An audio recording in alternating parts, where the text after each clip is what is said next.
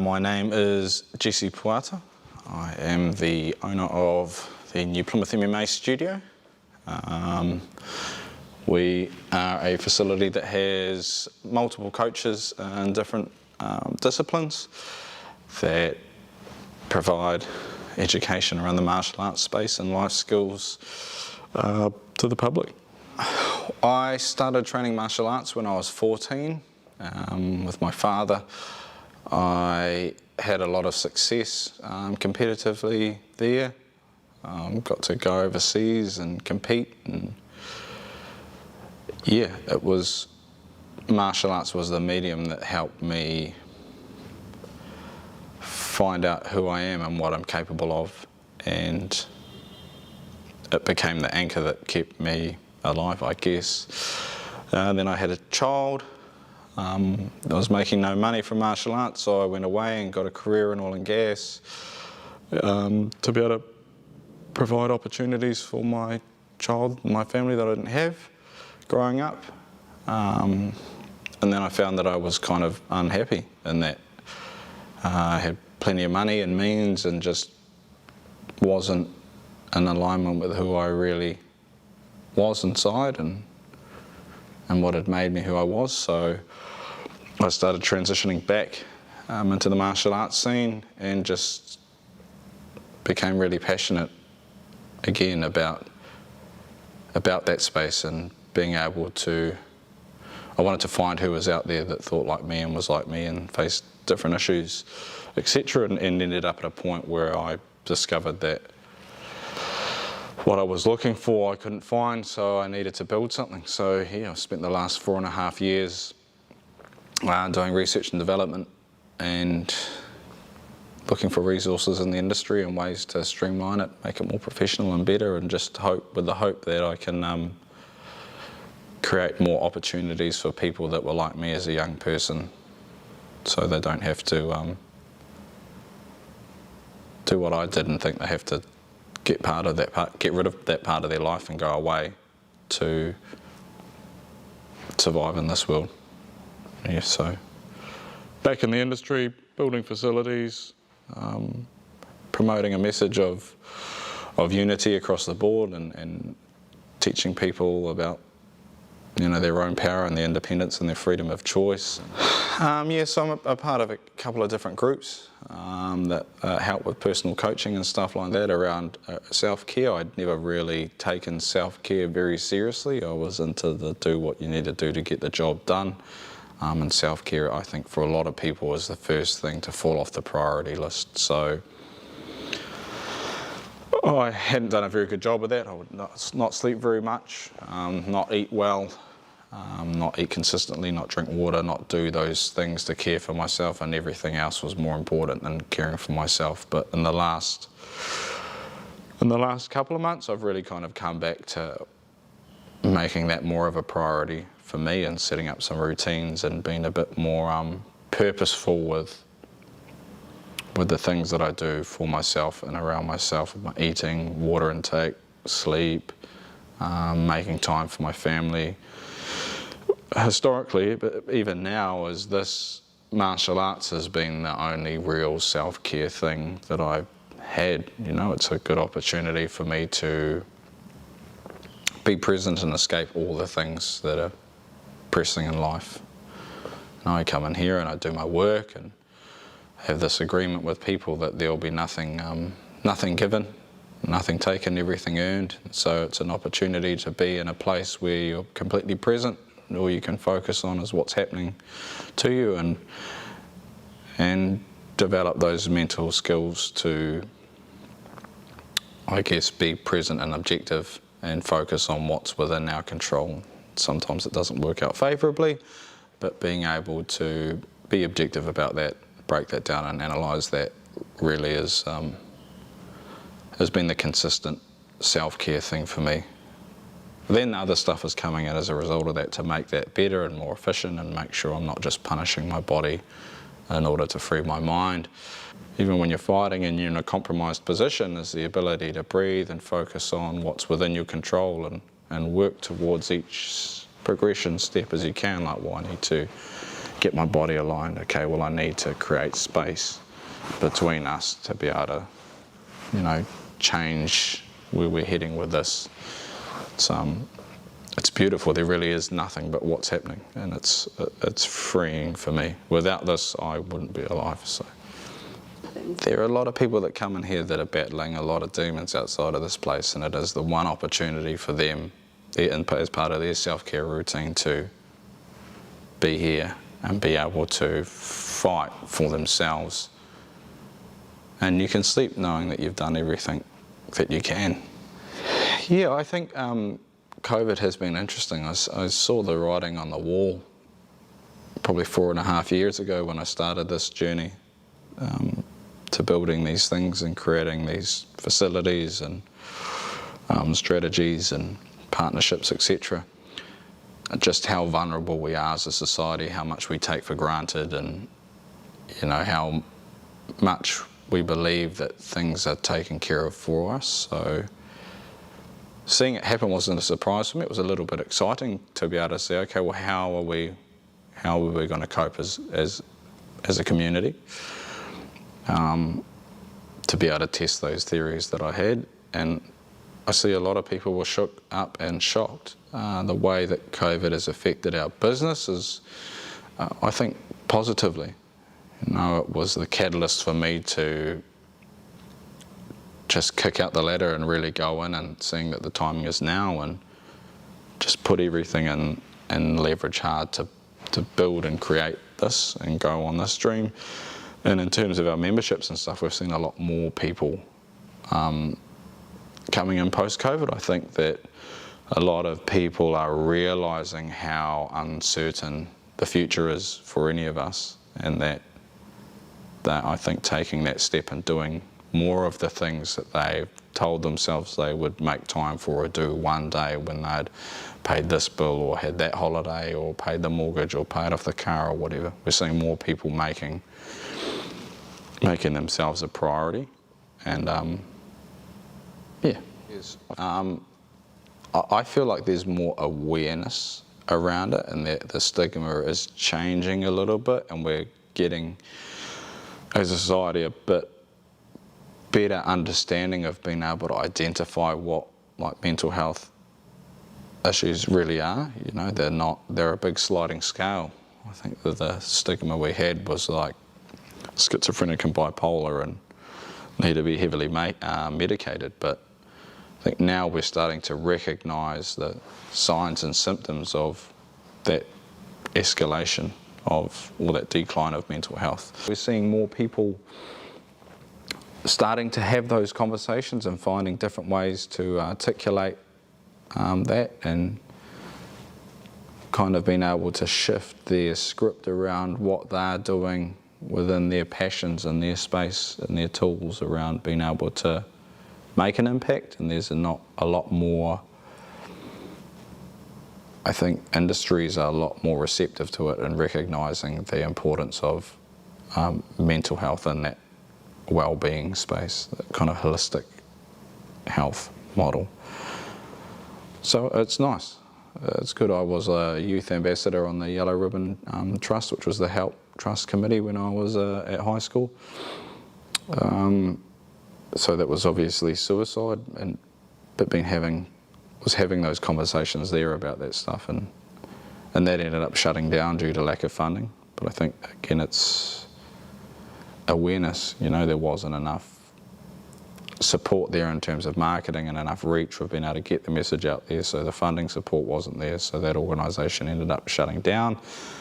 Whereas now I see a lot more of it on social media and stuff like that, just people reaching out and being prepared to talk about it, and groups getting together and having the conversations, so that it's easier for people to find others like them and identify with them, and then be able to acknowledge and accept their mental health struggles and have a conversation with people that they respect, where they don't feel like they can't talk about it. Yeah. I was an angry young man. Had a lot of issues with the education system. got expelled from kindy and primary and nearly expelled from high school, and it was a problem. I had all this anger and I didn't know how to deal with it, and with self-harm, and just as much as people tried, I'd seen counsellors and stuff, they couldn't help me figure it out. So once I got into martial arts, I started to heal a bit. I found something that I had a little bit of a natural talent at and was comfortable doing, fighting and learning fighting, and then within that process I started learning ways of being more objective and being able to take more ownership of myself and the things that were happening to me and around me. And then that was a catalyst and the people that I met in there that helped me start to access some resources to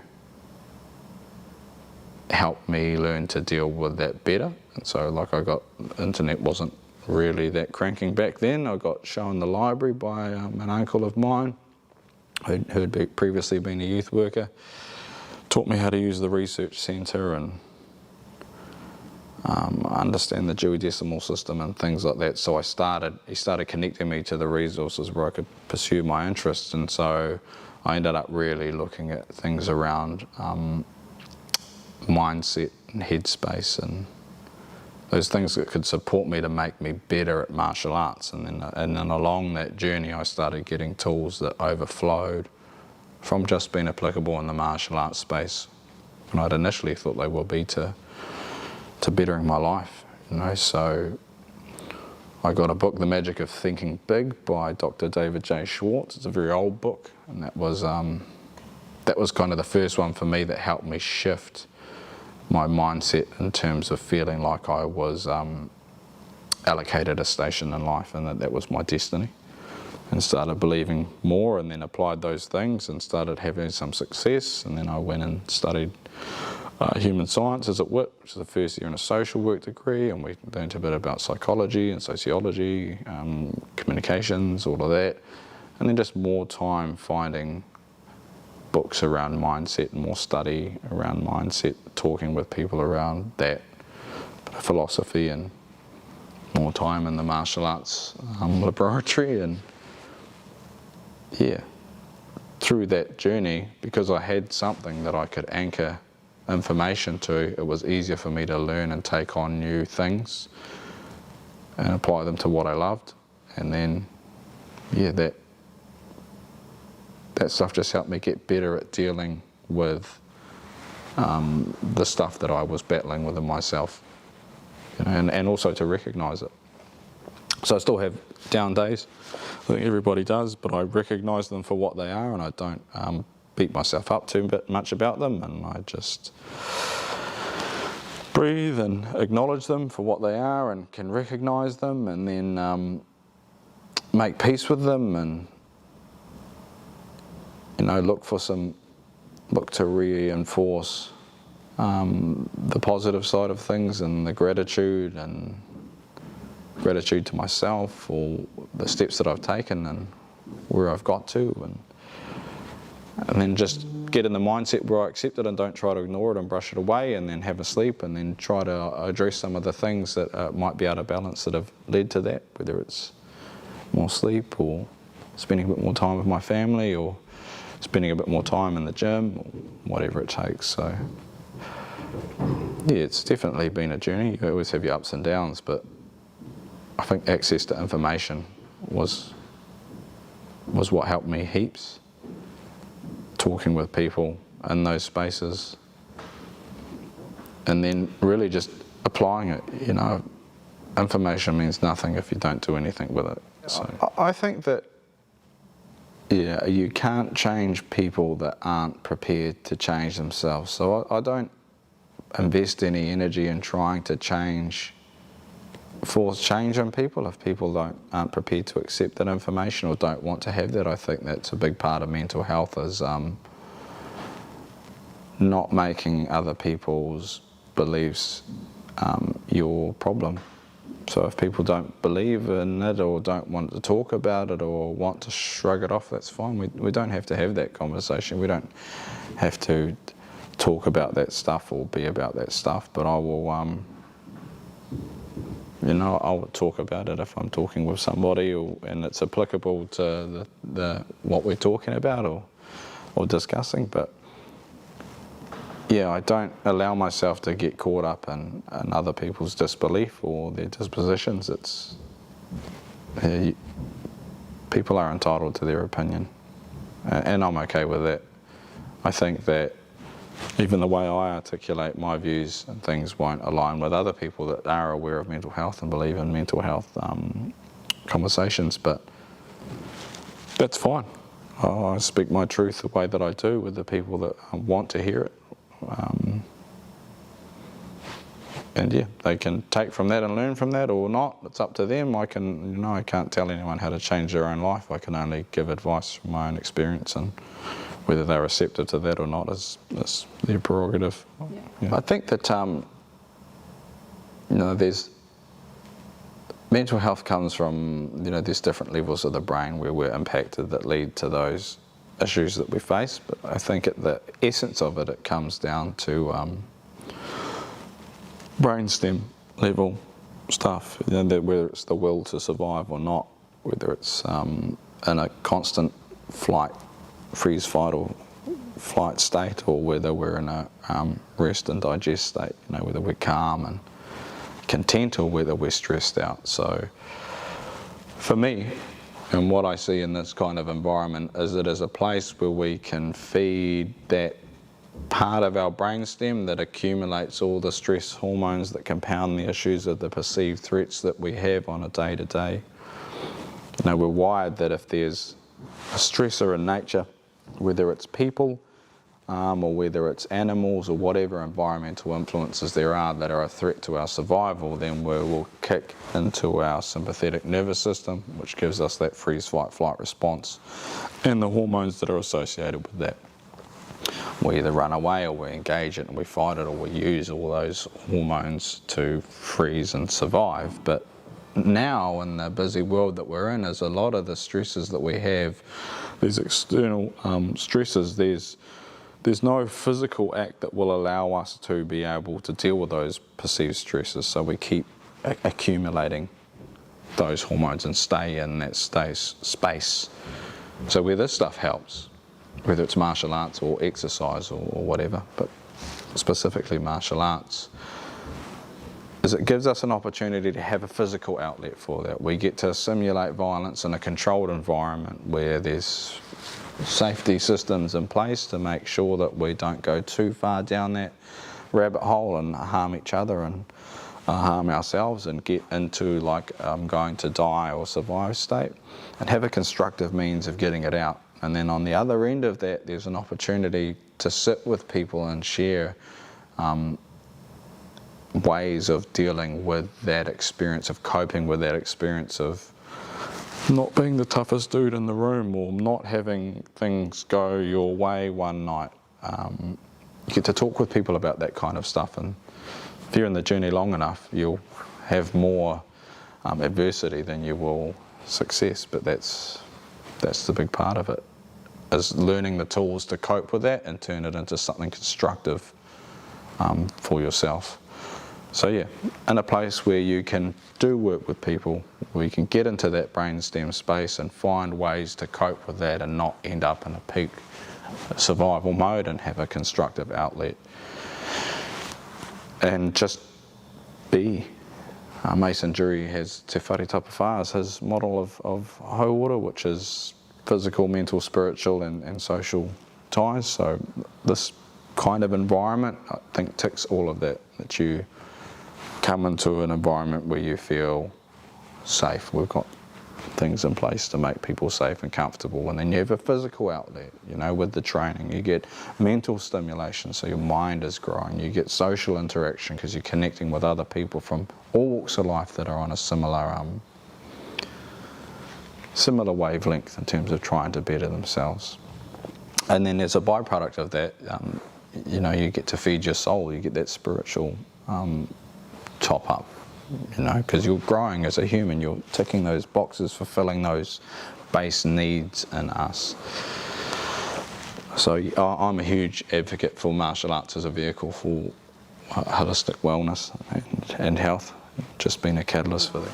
Come down and find out. You know, we have a lot of women come and train with us. You know, and the thing is, no one is obliged to do anything that they don't want to do or that they're not comfortable with. We're massive on communication here. From the outset, when people come through, we've got set rules and conditions so that people read those and understand what is expected of them, so that there's no conflict around the way that they behave or what is expected from other people. We continue to reiterate to people that communication is key, so if they've got injuries or issues or things going on, that they know that their responsibility is on them to communicate that and talk about that kind of stuff. And I would say just come down and have a look. You don't have to train the first time you come down. Come down and sit on the side, have a watch, have a feel, you know. It's okay not to be perfect. It's okay to be vulnerable. It's okay to fail. And it's okay to ask for help. You know, I think that we have a habit of setting unrealistic expectations of ourselves from what we're led to believe in the world that we are in. So, yeah, reach out, talk about it, ask for help if you need help. Connect with your friends, check up on your friends. If you think about somebody, if somebody pops into your mind, just flick them a message. It's not that hard. Sometimes that can save someone's life or change someone's world, or just hearing someone saying, hey, I thought about you. Have a primo day.